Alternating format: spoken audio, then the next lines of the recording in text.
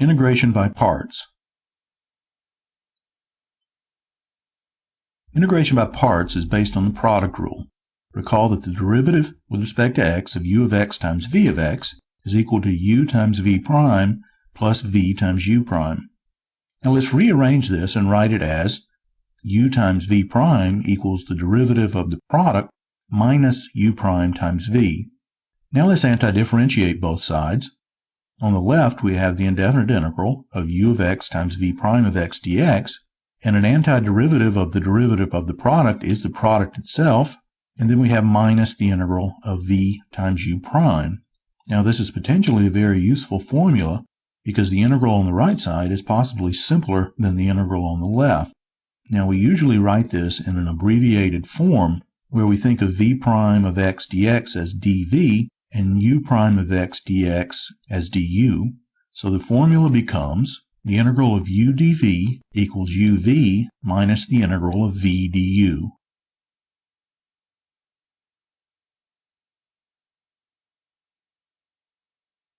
Example.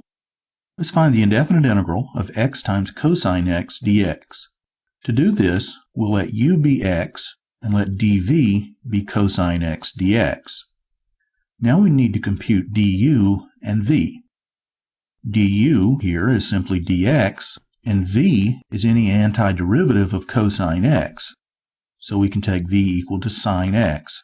So the integration by parts formula tells us to write down u times v, which is x times sine x, minus the integral of v times du, which is the integral of sine x dx. So we've exchanged a difficult integral for an easy one. We end up with x times sine x plus cosine x plus c. Another example. The integral of x times e to the minus x over 2 dx. Here again we'll let u be x and let dv be e to the minus x over 2 dx. That makes du equal dx, and integrating e to the minus x over 2 gives us v equals minus 2 e to the minus x over 2. So we have uv equal to x times minus 2 e to the minus x over 2 minus the integral of v du, which is minus the integral of minus 2 e to the minus x over 2 dx. The first term becomes minus 2x e to the minus x over 2. Then we have minus 2 or plus 2 times the integral of e to the minus x over 2. The integral of e to the minus x over 2 once again is minus 2 e to the minus x over 2. So we get minus 2x e to the minus x over 2 minus 4 e to the minus x over 2 plus c. And finally we factor a minus 2 times e to the minus x over 2, revealing the other factor to be x plus 2. Now let's think for a minute about how we go about choosing which factor of the integrand is to be u and which factor is to be included along with dx in dv. Notice that we differentiate u to get du. So we'd like for u to be a factor that gets simpler when we take its derivative. Now notice that dv needs to be something that we can integrate to get v. Generally speaking, we'd like for dv to be as much of the integrand as we can integrate easily.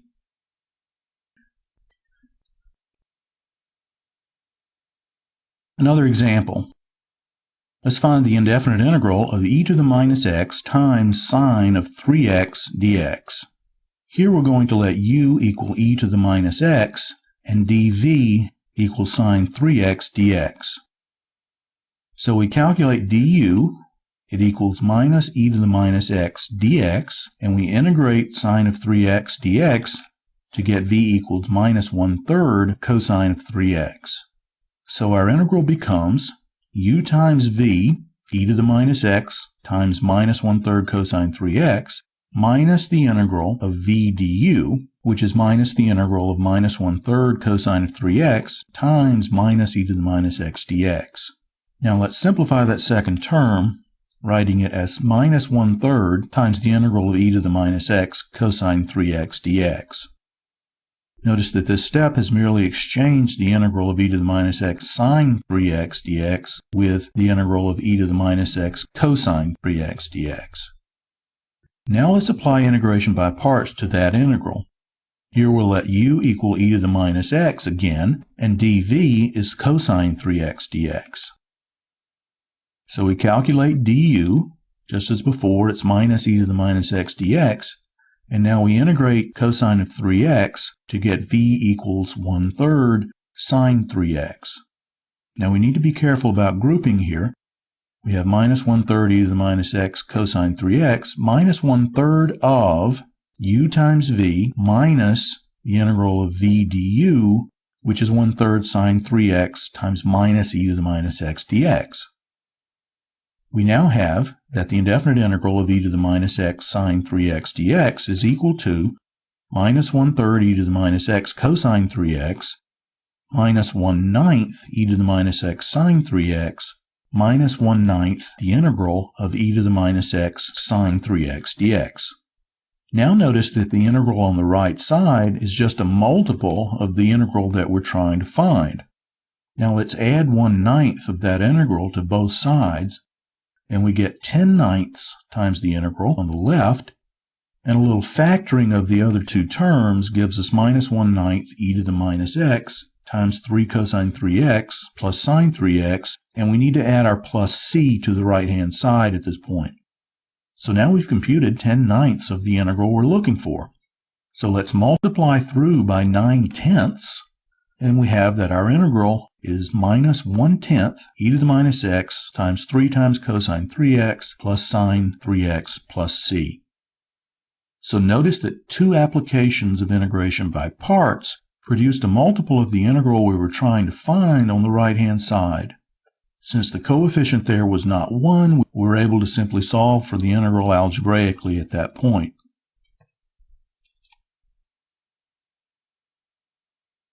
Example.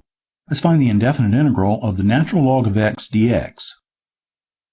It may be a little surprising that this can be done by integration by parts, since the integrand consists of just one factor. But it turns out we can do this by thinking of natural log of x as u and dx as dv. That gives us du equals 1 over x dx, and dv simply equals x. So the integral becomes u times v, or natural log of x times x, minus the integral of v times du, or the integral of x times 1 over x dx. So we have x times natural log of x minus the integral of dx. So we get x times natural log of x minus x plus c. Notice the advantage of taking u to be the natural log of x. When we take the derivative of natural log of x, we end up with 1 over x, and that takes the natural log out of the problem. Another similar example, the integral of the inverse cosine of x dx. Here we'll let u equal inverse cosine of x and dv equal dx.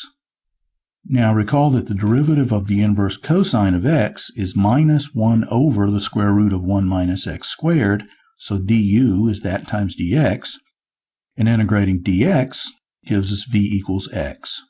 So now we have u times v, or inverse cosine of x times x, minus the integral of v times du, which is minus the integral of x times minus 1 over the square root of 1 minus x squared dx. So now we have x times inverse cosine of x plus the indefinite integral of x dx divided by the square root of 1 minus x squared. This integral can be done by a simple u substitution. We let u equal 1 minus x squared, which makes du equal minus 2x dx, and so that integral becomes minus 1/2 of du over the square root of u. Now 1 over the square root of u is u to the minus 1/2 power, and so we integrate that to get u to the plus 1/2 power times 2, so we now have x times inverse cosine of x minus the square root of u plus c, and of course the square root of u is the square root of 1 minus x squared here.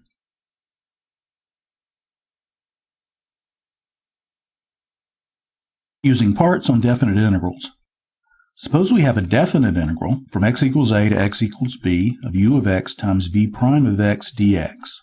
Or in other words, the integral from x equals a to x equals b of u times dv.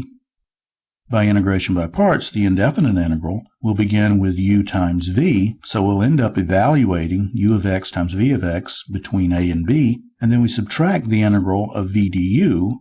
Now this was a definite integral from x equals a to x equals b of v of x times u prime of x dx. This is a very straightforward adaptation of the integration by parts formula to definite integrals. Now let's look at an example. Suppose we want to evaluate the integral from 0 to 2 of x cubed times the square root of 4 minus x squared dx. We're going to let u equal x squared here, and we let dv equal x times the square root of 4 minus x squared dx. Note that keeping a factor of x along with that square root will allow us to integrate that by a simple substitution. So we compute du, that's 2x dx, and we want to integrate dv. Now the x factor there is minus 1/2 times the derivative of what's underneath the square root. So it's clear that v is going to be some multiple of 4 minus x squared to the 3/2 power.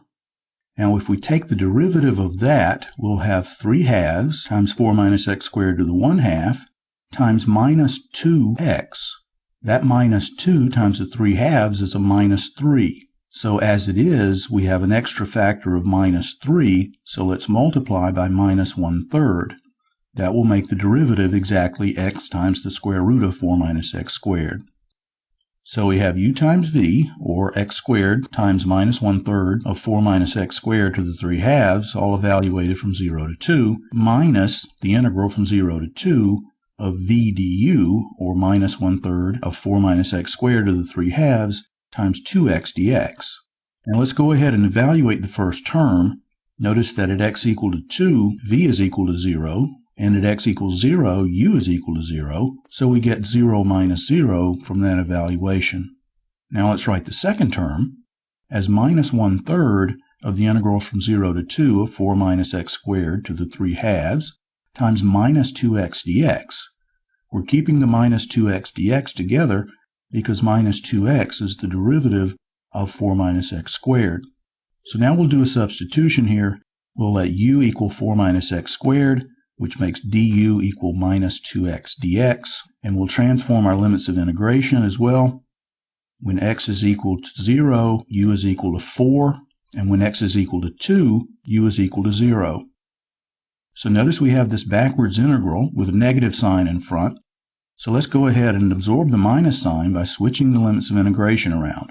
Now we antidifferentiate u to the 3/2, which gives us u to the 5/2 times 2/5. So we have 2/15 of u to the 5/2 evaluated from 0 to 4. So we end up with just the value of that at 4, which is 2/15 times the square root of 4, or 2 raised to the 5th power. That's 2/15 times 32, or 64/15. Reduction formulas.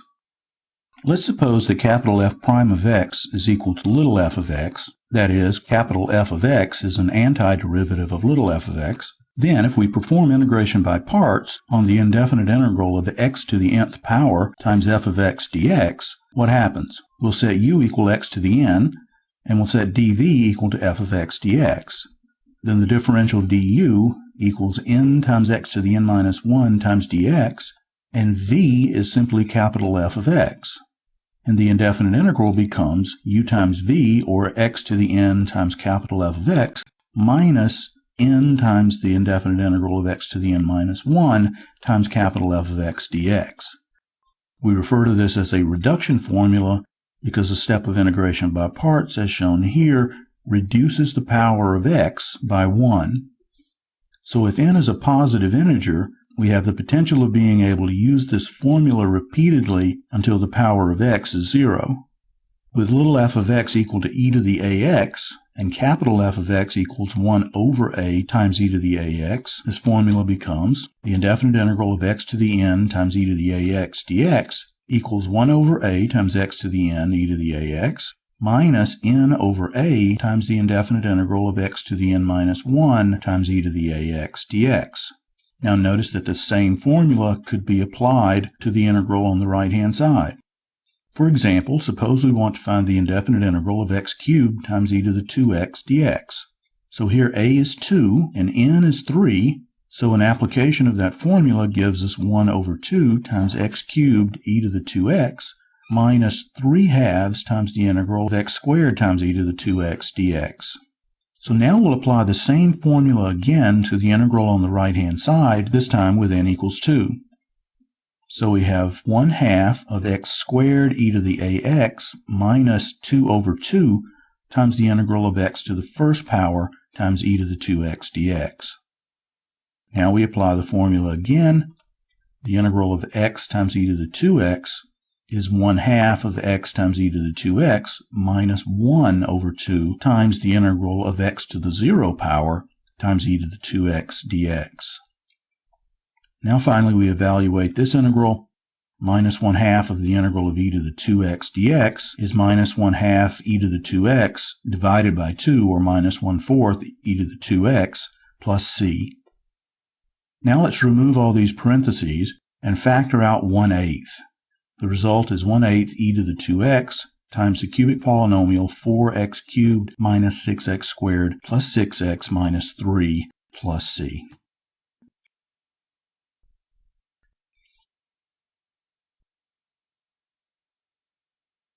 Now let's apply the same general formula to the situation where little f of x is equal to cosine of kx. An antiderivative of cosine kx is 1 over k times sine kx, so we'll use that as capital F of x and write x to the nth power times 1 over k times sine kx minus n over k times the integral of x to the n minus 1 sine kx dx.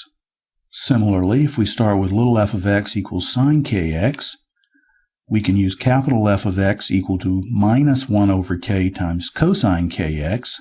So we have minus 1 over kx to the n cosine kx plus n over k times the integral of x to the n minus 1 cosine kx dx. So notice that if we start with x to the n cosine kx, an application of the first formula gives us an integral involving sine kx, to which we can apply the other formula, again getting an integral involving cosine kx, to which we can apply the first formula again, and so on. Now let's look at a different kind of reduction formula here. Reduction of powers of sine and cosine. Turns out that the indefinite integral of the nth power of cosine x dx equals 1 over n times the n minus first power of cosine x times sine x plus n minus 1 over n times the integral of the n minus 2 power of cosine x dx. So notice that the power on cosine is reduced by 2 each time this formula is applied. The corresponding formula for the nth power of sine x dx is minus 1 over n times the n plus first power of sine x times cosine x plus n minus 1 over n times the integral of the n minus 2 power of sine x dx. Each of these formulas is derived in a similar way. Let's go ahead and look at the derivation of the formula for the nth power of cosine x. We do this by integration by parts. Let's let u equal the n minus 1 power of cosine x, leaving dv to be cosine x dx. Then du is equal to minus n minus 1 times the n minus 2 power of cosine x times sine x dx by the chain rule. Now we integrate dv to get v equal to sine x. So integration by parts says that that integral is equal to u times v, or the n minus first power of cosine x times sine x, minus n minus 1 times the integral of the n minus 2 power of cosine x times the square of sine x dx. Now let's replace sine squared x with 1 minus cosine squared x. Next, let's multiply out that integrand and break that whole thing up into two integrals. Notice that we now have a multiple of the integral that we're trying to compute on the right-hand side, which basically gives us an equation we can solve for the integral. We'll add n minus 1 times the integral to both sides, and we have n times the integral equal to the n minus first power of cosine x times sine x plus n minus 1 times the integral of the n minus 2 power of cosine x dx. Now dividing by n gives us our reduction formula.